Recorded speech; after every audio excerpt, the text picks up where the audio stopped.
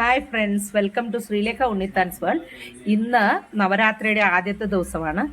എല്ലാ വർഷവും ഞാൻ നവരാത്രിയെക്കുറിച്ച് വീഡിയോ ചെയ്യാറുണ്ട്, നവരാത്രിയിൽ യൂസ് ചെയ്യാനുള്ള കളറിനെ പറ്റിയൊക്കെ.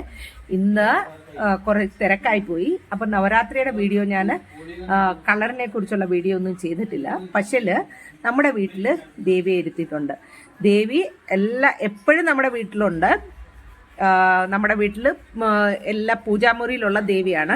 പക്ഷെ നമ്മൾ ഈ പ്രാവശ്യം ഇങ്ങനെ നവരാത്രിയുടെ സമയത്ത് ദേവിയെ സെപ്പറേറ്റ് ആയിട്ട് ഒരു ഇതുപോലെ ചെറുതായിട്ട് ഒരുക്കിയിട്ട് ഇരുത്താറുണ്ട്. അപ്പം ആ ദേവിയുടെ വീഡിയോ ഞാൻ നിങ്ങളെ കാണിക്കുന്നതായിരിക്കും. എൻ്റെ കൂടെ ദേവിയുടെ അടുക്കൽ ദേവിയെ ഇരുത്താനും ദേവിയെ ഒക്കെ കാണാൻ വേണ്ടി ഏമി വന്നിട്ടുണ്ട്. ഈ ദേവി ഒരുക്കിയേക്കുന്നൊക്കെ രുദ്രാണിയാണ്. അപ്പം ഞാൻ വീഡിയോ കാണിക്കാം. നമ്മുടെ ദേവിയെ മണ്ഡപം ഉണ്ടാക്കി മണ്ഡപത്തിലായിരുത്തിയേക്കുന്നത്. ദേവിയെ ഒരുക്കിയതും സാരി ഉടുപ്പിച്ചതും ഒക്കെ രുദ്രാണിയാണ്. നന്നായിട്ട് സാരിയൊക്കെ ഉടുപ്പിച്ചിട്ടുണ്ട്. ഇപ്പൊ ഇനിയും 10 ദിവസം, 10ാമത്തെ ദിവസം വരെയാണ് ദേവി ഇരിക്കുന്നത്. അപ്പൊ ദേവിയെ വീട്ടിൽ നമ്മളെ ഇരുത്താൻ വേണ്ടിയിട്ട് ഇരുത്തുന്നതിന് കുറെ ചടങ്ങുകളുണ്ട്. ആദ്യമേ നമ്മള് 5 പഴവർഗ്ഗങ്ങൾ വെക്കണം, 5 വെട്ടവാക്ക് വെക്കണം.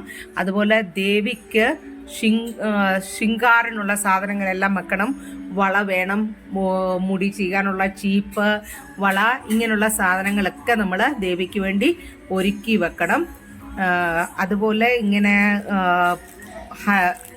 ഹൽക്കുണ്ടെന്നൊക്കെ പറഞ്ഞാൽ മഞ്ഞള്, പാക്ക്, അതൊക്കെ ഇങ്ങനെ വെച്ചിട്ടുണ്ട് ഓരോ വെട്ടയിലും. അതുപോലെ ദേവി എന്ന് പറയുന്നത് നമ്മൾ ആക്ച്വലി കുടത്തിലാണ് ദേവിയെ വെക്കുന്നത്.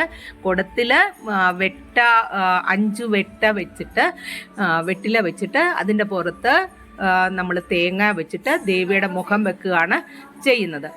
അപ്പം ഞാൻ നിങ്ങൾക്ക് എല്ലാവർക്കും ഒരു നല്ല നവരാത്രി ആശംസിക്കുന്നു. ദേവിയുടെ കൃപാകടാശം നിങ്ങളുടെ എല്ലാവരുടെയും കുടുംബത്തിൽ ഉണ്ടാകട്ടെ.